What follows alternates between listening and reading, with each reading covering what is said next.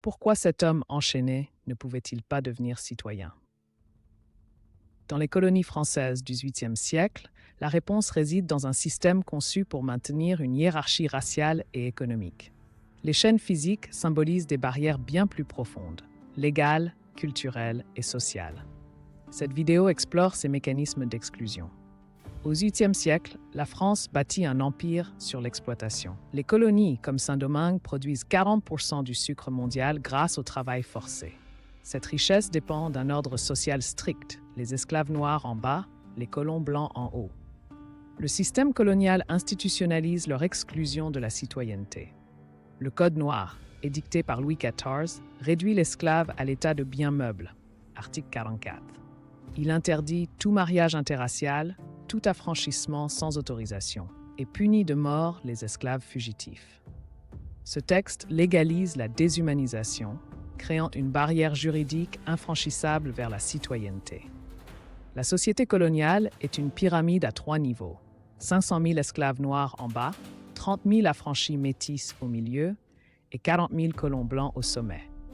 Chaque groupe a des droits distincts, mais seul le sommet accède à la pleine citoyenneté. Cette structure maintient l'ordre par la terreur et le privilège de naissance.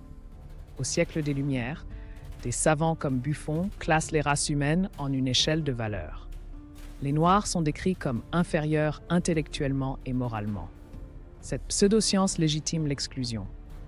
Comment un être naturellement inférieur pourrait-il exercer les droits du citoyen? Jean-Baptiste Bellay, ancien esclave devenu député sous la Révolution, est l'exception qui confirme la règle. Son cas montre que la capacité des Noirs n'était pas le vrai problème. Même affranchis, ils devaient prouver sans cesse leur mérite, contrairement aux Blancs nés libres. En 1791, les esclaves de Saint-Domingue se soulèvent, menés par Toussaint Louverture. Leur cri « Liberté ou la mort » est une réponse directe à l'exclusion citoyenne.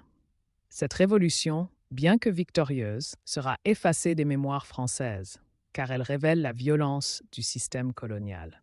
La France n'abolira définitivement l'esclavage qu'en 1848, 163 ans après le Code noir.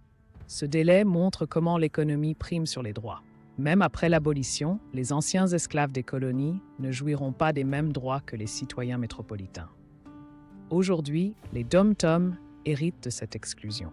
Le statut des ultramarins reste ambigu, français, mais souvent traités comme des citoyens de seconde zone. Les discriminations raciales persistent, prouvant que les barrières légales d'hier ont simplement changé de forme. Si l'esclave ne pouvait devenir citoyen, c'est que la citoyenneté française était conçue comme exclusive. Les barrières étaient moins physiques qu'idéologiques, un refus de voir l'humanité complète décolonisée. Aujourd'hui, cette question persiste. Qui mérite vraiment d'être appelé citoyen?